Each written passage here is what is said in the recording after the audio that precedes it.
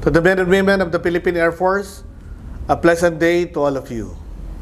As a Christian nation, we have just celebrated the beginning of the Lenten season during the Ash Wednesday, a kind reminder of our earthly beginnings and common end. We also recognize the Chinese New Year, and our Muslim brothers and sisters now prepare for the Ramadan. These truly reflect a diverse culture. These observances, more importantly, reminds us that reflection, restraint, and renewal strengthen both character and command. They anchor us as we pursue the higher moral ground in service. The Philippine Air Force, like other organizations, continuously seek to strike a balance between how we identify ourselves and how our stakeholders perceive us as an organization.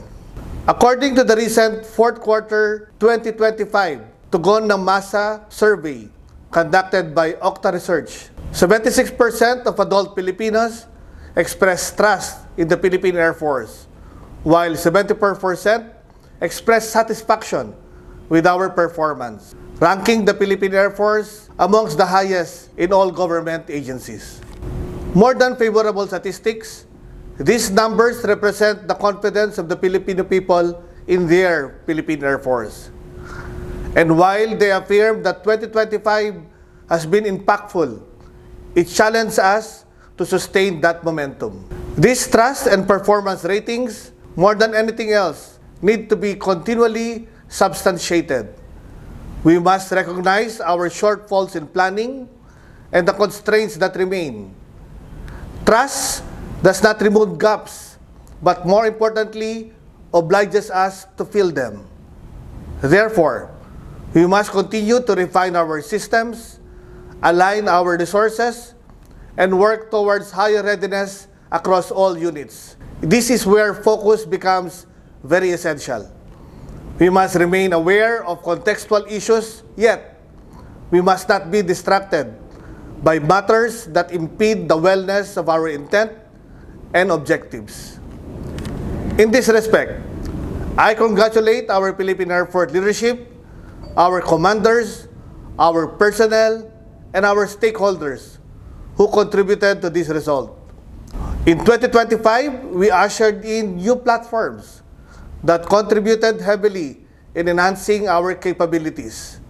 As we progressively modernize this year, 2026, we will welcome additional capabilities which will make the Philippine Air Force even more relevant and effective as an organization. And as we do so, we must optimize the advantages of air power through a keen anticipation of requirements in operations, force structure, training, maintenance, and basic support system development. Let us uphold our pledge to stay true to the flag, to the Constitution, and to the chain of command, while actively promoting and deeply internalizing our Philippine Air Force core values. This is the hallmark of a true blue Philippine Air Force soldier. Let us enculturate the discipline of a true learning organization, while at the same time inculcating the warrior ethos, which makes readiness our instinct rather than merely our reaction.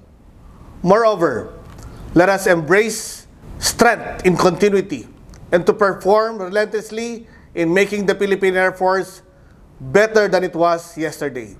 By living up to these commitments every single day, we will sustain and strengthen a Philippine Air Force that is unmistakably mission-oriented, capability-driven, and values-based.